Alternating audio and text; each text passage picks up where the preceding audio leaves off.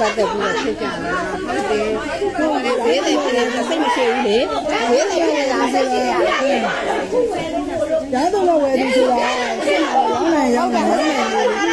ကျမတို့ဖယားလေးကြီးဖယားလာဘူးလားဒေးစီပြီးတော့မဆက်လာ